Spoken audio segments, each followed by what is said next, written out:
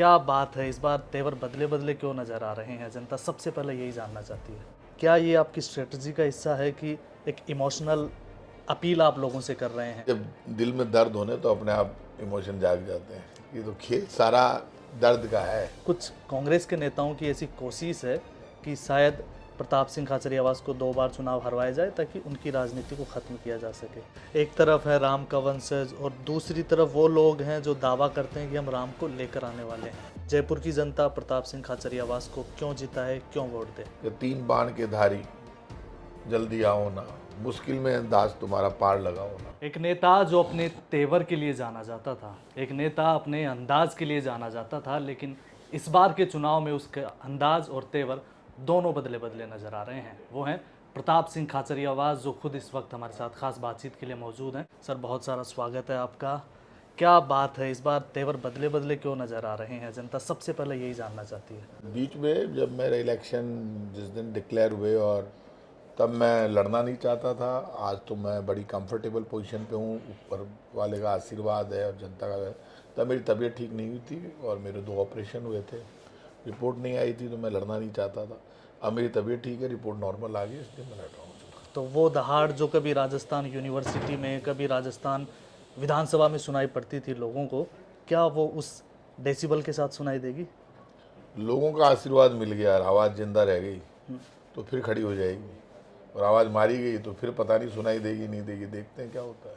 तो लोग ये भी जानना चाह रहे हैं कि क्या ये आपकी स्ट्रेटजी का हिस्सा है कि एक इमोशनल अपील आप लोगों से कर रहे हैं? इमोशनल अपील, जब दिल में दर्द होने तो अपने आप इमोशन जाग जाते हैं। ये तो खेल सारा दर्द का है। आप यदि देखिए, इसमें आप समझ लो मानव स्वभाव है। जब सब कुछ ठीक होता है तो वैसा ही जोश होता है, नहीं सब कुछ ठीक नहीं हो तो फिर गड़बड़ होती है थोड़ी बहुत। तो ठीक या दर्द जनता का दिया हुआ है या अब पार्टी की ये तरफ तो से है? दर्द किसकी तरफ से कहाँ से आया? पार्टी तो क्या देगी? पार्टी ने तो आपको असेंबली लड़ाया, पार्लियामेंट लड़ा रही है पार्टी। पार्टी तो क्या करे बताओ आप? वोट तो लोगों को देना था, लोगों ने कहा देंगे करेंगे, लोगों का रेस्पॉन्स ये वो, तो आप तो विश्वास पे खड़े होते हो ना। अब वो ठीक है, जो भी जनता का फैसला वो मंजूर था, फिर भी पार्टी भरोसा कर रही है, फिर आपको पार्लियामेंट में दे दिया। मैंने कहा भी भाई, अब इस आवाज़ को वापस सुनना चाहते हो तब तो वोट दे देना, नहीं तो फिर ये आवाज़ सुनाई नहीं देगी। अब देखते हैं क्या होता है सिचुएशन। कुछ लोग ये भी कह रहे हैं कि जो बार बार पार्टी विश्वास जता रही है, उसके पीछे कुछ कांग्रेस के नेताओं की ऐसी कोशिश है कि शायद प्रताप सिंह खाचरियावास को 2 बार चुनाव हरवाया जाए ताकि उनकी राजनीति को ख़त्म किया जा सके। ऐसा कुछ आपको लगता है? अब देखिए, आप इसको नेगेटिव ले जाएं, पॉजिटिव ले जाएं, लेकिन अब जो कांग्रेस की स्ट्रेटजी ये नहीं है। कांग्रेस की आप समझिए स्थिति, चुनाव में टिकट दिया सुनील शर्मा जी को। सुनील शर्मा जी की पोजीशन उन्होंने खुद ने विड्रॉ कर लिया, बेचारे वापस मेरे चुनाव में लगे हुए हैं, मेहनत कर रहे हैं। और उसके बाद पार्टी जब प्रताप सिंह खाचरियावास को कैबिनेट मिनिस्टर बनाती है, सब लोगों के लिए मैं भी जी जान से काम करता हूँ, ऐतिहासिक काम किए हमने, कोई कमी नहीं रखी। और उसके बाद पार्टी यदि आपको आदेश करती है कि साहब आप चुनाव लड़िए, ये पोजीशन है और कुछ भी स्थिति हो आप लड़िए, तो आप फिर बैकआउट नहीं कर सकते, आपको लड़ना पड़ेगा। अब इसमें किसका क्या कॉन्स्पिरेसी है, ये तो ऐसा मैं नहीं मानता कोई कॉन्स्पिरेसी है। लेकिन आप मुझे ये बताइए, एक आदमी वर्कर के रूप में काम करता है जिसको सब जानते हैं, वो हारे ही क्यों, जीते क्यों नहीं? क्या काम करने वालों को सिर्फ हराया जाएगा? संघर्ष करने वाले जिंदा नहीं रहेंगे? जिनको सब जानते हैं, जिनको सब फ़ोन करते हैं, जिन लोगों से काम कराते हैं, जब हमारे पास लोग आते हैं तो हम उनकी खुलकर मदद करते हैं जी जान से, और हम जब जाएं तो हमें जहर क्यों? हमें ज़िंदगी क्यों नहीं भाई? हमें भी तो दो, मदद करो। बिल्कुल, यही जनता के बीच में भी हमें जब जब से आपका नाम डिक्लेयर हुआ उसके बाद सुनाई पड़ा कि कई लोग हैं जो उनको ख़त्म करना चाहते हैं, लेकिन हम उस लड़ाकू या जो हम जनता के लिए जो लड़ने वाला नेता है उसको कभी खोना नहीं चाहते। इस तरीके का फीडबैक भी है। देखिए, ये जो फीडबैक है इस पे मुझे भी उम्मीद है, क्योंकि मैं जो लोगों में निकला तो लोगों ने मुझे हाथ पकड़ के विश्वास दिया है कि यार देखो, जो होना था वो हो गया, गलती हो गई, लेकिन अब हम आपको लेकर आएंगे। यदि वो लेकर आते हैं तो फिर हमारे ऊपर तो, हमारा तो सब कुछ जनता के नाम न्यौछावर है, तो देश में सुनाई देगी ना फिर ये वापस आवाज़ दम के साथ। यदि पार्लियामेंट में ढंग के लोग जाते हैं तो वो फिर कांग्रेस बीजेपी से ऊपर उठकर बोलेंगे। मेरी आदत है, मैं कांग्रेस बीजेपी से ऊपर, कांग्रेस से लड़ रहा हूँ, लेकिन जनता वोटर पहले, देश पहले, कांग्रेस बीजेपी से ऊपर उठकर हमेशा मैंने बात की है। तो फिर मैं कांग्रेस बीजेपी से ऊपर उठकर बात करूंगा। हाँ, आपने हमेशा पार्टी हित से या फिर पार्टी लाइन से एक कदम ऊपर उठ के बात करी, इसीलिए आप जाने भी जाते हैं। एक जो बेसिक सा अंतर और नज़र आया वो ये कि पिछली बार जय श्री राम या राम के वंशज के तौर पर आप अपने आप को ज़्यादा रिप्रेजेंट करते थे। इस बार थोड़ी ज़ुबान पे जय श्री श्याम वाले जो बोल हैं वो ज़्यादा नज़र वो आ रहे हैं। अपने आप ही आ गए। देखिए, अब हम राम के वंशज हैं, कछावा वंश के क्षत्रिय हैं, और हमारे गांव में हमारा इष्ट गोपीनाथ जी हमारे इष्ट देव हैं। जी। खाचरियावास और खाटू श्याम जी में 14-15 किलोमीटर का ही अंतर है। गोपीनाथ जी का मंदिर खाटू श्याम जी बराबर में बना हुआ है।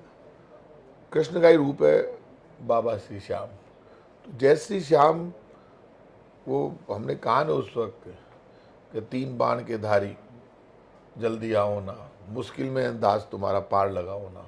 तो 3 बाण के धारी जल्दी आओ ना और मुश्किल में दास तुम्हारा पार लगाओ ना, तो ये आदमी तब करता है जब वो मुश्किल में होता है। इसमें कोई दो राय नहीं, बाबा श्याम सुनता भी है। तो हमें लगता है कि हारे का सारा कौन है, तो खाटू श्याम बाबा ही है। उसकी शरण में तो जाना ही पड़ेगा। यदि हमने मदद मांग ली तो क्या गुनाह कर दिया। एक तरफ है राम का वंशज और दूसरी तरफ वो लोग हैं जो दावा करते हैं कि हम राम को लेकर आने वाले हैं। देखिए, राम को तो कोई नहीं ला सकता, ये ज़्यादा हो गया।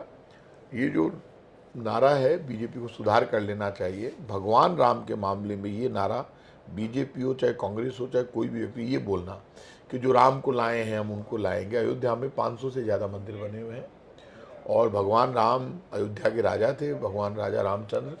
भगवान रामचंद्र जब चले गए, उनकी पीढ़ियों का इतिहास पढ़िए, हम ही उन्हीं पीढ़ियों में से हैं। उसके बाद वहाँ अभी भी क्षत्रिय वो रहते हैं। उन क्षत्रियों ने बड़ा खून बहाया है धर्म की रक्षा के लिए। जो अयोध्या में रहते हैं आसपास, वो क्षत्रिय ही क्षत्रिय हैं, वो लड़े हैं। डेमोक्रेसी लागू होने के बाद तो बीजेपी तो कल इस एजेंडे पर काम कर रही थी वोट के लिए। तो भगवान राम का मंदिर तो सुप्रीम कोर्ट के आदेश से बना है। आपने चंदा इकट्ठा करके मंदिर बनाया, वहां तक ठीक है, लेकिन आपका ये कहना कि हम राम को लाएं, तो वो बेचारे क्षत्रिय जिन्होंने खून बहा दिया अपना, उनका आप नाम नहीं लेना चाहते। तो ये बीजेपी राम के नाम पर वोट मांगे, मुझे कोई आपत्ति नहीं है, लेकिन राम तो सबके हैं। जितना आपको लेना था उतना आपने ले लिया चंदा इकट्ठा करके, लेकिन राम का रास्ता नहीं छोड़ सकते ना कांग्रेस ना बीजेपी। राम राज्य का अर्थ है जन कल्याण और विकास, जहाँ कोई भूखा नहीं सोता हो, जहाँ परेशानी नहीं हो, ना दर्द नहीं हो, जहाँ जुल्म नहीं हो, जहाँ भ्रष्टाचार नहीं हो, तो उस रास्ते पर बीजेपी को चलना चाहिए। क्षत्रियों का आपने जिक्र किया, काफ़ी दिनों से कि ये मामला चल रहा है, आपने भी उसे 2-3 बार अपने सोशल मीडिया पे शेयर किया। क्षत्रिय विरोधी भाजपा या फिर राजपूत विरोधी भाजपा, किस तरह से देखते हैं? क्या इस तरीके का कोई काम किया जा रहा है कि आज राजपूत जाति विशेष के लोग भाजपा के खिलाफ खड़े हैं?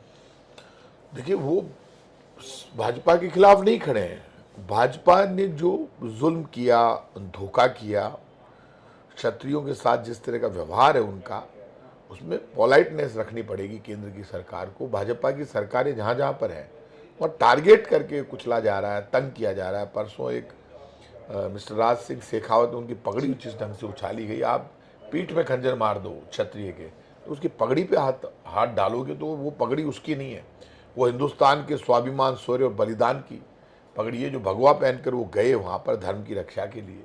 तो यदि अपने धर्म की रक्षा के लिए कोई बात कर रहा तो आप किसी की पगड़ी पे हाथ डालो, इससे बड़ा पाप हिंदुस्तान में कुछ नहीं हो सकता। आप इज्जत पे हमला नहीं कर सकते। तो बीजेपी और कांग्रेस दोनों से बड़ा धर्म है, दोनों से बड़ा देश है, स्वाभिमान है हमारा। हमारे स्वाभिमान और शौर्य को ना कांग्रेस चैलेंज कर सकती है ना बीजेपी चैलेंज कर सकती है। तो यदि इस देश के धर्म और संस्कृति को बचाने के लिए क्षत्रियों ने इतनी कुर्बानियां दी, इतने बलिदान दिए, उनके बाप दादा मर गए, आज उन क्षत्रियों को बीजेपी जिस तरह से अपमानित कर रही है, उसी तरह से यदि कांग्रेस भी अपमानित करती तो भी लोग विरोध में खड़े हो जाते। ऐसा तो ना कि आप किसी को, तो बीजेपी इतना जुल्म कर रही है तो इतना घमंड आ कहाँ से गया बीजेपी में? गलत बात है। आपको हर बार सत्ता में लाने के लिए क्षत्रियों ने बड़ी भूमिका निभाई, लेकिन जब जब क्षत्रियों ने अपनी बात उठाई आपने उनका अपमान किया। अपमान सहन नहीं कर सकते, वो चाहे कोई पार्टी हो, गलत बात है, अपमान नहीं कर सकते आप किसी का। तो इस अपमान का आउटपुट वोट के रूप में निकल कर आएगा, अब लगता वो है आपको? क्या होगा, कितना आउटपुट निकलेगा नहीं निकलेगा, लेकिन रिएक्शन और गुस्सा कोई क्रिएट नहीं किया जाता, अपने आप होता है, और वो नजर आ रहा है लोगों में। आप पार्टी की बात करें तो बीते कई दिनों से एक सिलसिला सा चल पड़ा है कि कांग्रेस पार्टी खाली सी होती जा रही है। जयपुर में भी कई ऐसे बड़े नेता जो प्रत्याशी तक रहे विधानसभा चुनाव में, वो भी लगातार छोड़ रहे नहीं, हैं। वो तो बीजेपी की स्ट्रेटजी का पार्ट है। बीजेपी को पता है कि विद्याधर नगर में बहुत बड़ी तादाद में वो वोट बैंक है जो वहाँ से जीती हैं। उनको तो बहुत बड़ा सम्मान देकर जिताया 71,000 वोटों से। तो बड़ी स्ट्रेटजिकली बीजेपी हमारे प्रत्याशी को कोई जीएसटी का मामला चल रहा है उनके फर्म पर, जो मुझे बताया गया, हो सकता है गलत हो, तो उस मामले में दबाकर, डराकर, धमकाकर और उनको लेके गए। कोई बात नहीं, अब उनकी परिस्थिति, मजबूरी हो सकती है, लेकिन ये जो लेके गए इसलिए लेके गए क्योंकि वहाँ उनका जो असली वोट बैंक है वो नाराज है और वो हमारी तरफ आ रहा है। यदि वो वोट बैंक आता है तो हम प्लस करेंगे विद्याधर नगर में। तो ये इस तरीके का जो छटनी हो रही है एक तरीके से, तो ये जाना कांग्रेस के हित में है फ्यूचर के हिसाब से या फिर नुकसान है? उसका रिएक्शन तात्कालिक। हो गया कार्यकर्ताओं में, उनके जाने से हमें फ़ायदा हुआ है, नुकसान नहीं हुआ। हमारा कार्यकर्ता खड़ा हो गया, कोई फर्क नहीं पड़ता, फायदा होगा लोगों में। बड़ा जनता में रिएक्शन है कि छोड़ छोड़ के, आप गीता में भगवान कृष्ण ने कहा है, जब दो फौजें आमने सामने खड़ी हो अर्जुन, दोनों सेनाएं आमने सामने आ जाए और उसके बाद युद्ध शुरू हो जाए, युद्ध शुरू होने के बाद यदि एक सेना में या अपनी सेना को, अपने परिवार को छोड़कर यदि कोई व्यक्ति सामने वाले की सेना में शामिल हो जाए तो नरक का भागी होता है। ये मैं नहीं, भगवान कृष्ण ने कहा, इतना बड़ा पाप माना गया है इसको। एक आखिरी सवाल, जयपुर की जनता प्रताप सिंह खाचरियावास को क्यों जीता है, क्यों वोट दे? जयपुर की जनता ने मुझे लड़ते हुए देखा है, उनकी आवाज़ बनकर आगे बढ़ते हुए देखा है। पहले हाउस टैक्स खत्म हुआ था, जैसे रिजल्ट आएगा जयपुर से यूडी टैक्स खत्म, इंस्पेक्टर राज खत्म, बीजेपी ने जो योजनाएं बंद की है वो फिर शुरू हो, और जयपुर के हर नौजवान को हम जो पॉलिसी बनाई हमने बाहर से एंटरप्रेन्योर्स को बुलाकर, उसमें उसको यहाँ के लोकल नौजवान को रोज़गार मिले। उसके लिए ज़रूरी है कि जयपुर मजबूत हो। यदि जयपुर की आवाज़ मजबूत है और प्रताप सिंह यदि की आवाज़ जिंदा रहती है तो ये मानकर चलिए जयपुर सही मायने में फैसला करेगा। यदि मेरी आवाज़ मारी गई तो बहुत लोग जो गरीब है, झोंपड़ी में रहते हैं या नौजवान हैं, कॉलेज यूनिवर्सिटी में पढ़ते हैं, उनकी आवाज़ भी तो कमज़ोर पड़ती है। मुझे पक्का विश्वास है कि मेरी आवाज़ को निश्चित रूप से ताकत देंगे, मेरी आवाज़ में अपनी आवाज़ मिलाकर मेरी आवाज़ को टूटने से रोकेंगे। बहुत धन्यवाद। ये थे प्रताप सिंह खाचरियावास जी, जो अपनी पॉलिटिकल स्टाइल के लिए जाने जाते हैं और इस बार की उनकी जो स्टाइल है वो भी कई सारे लोगों के लिए एक रिसर्च का विषय बन गई है। धन्यवाद। देखते रहिए रिपोर्टर साहब।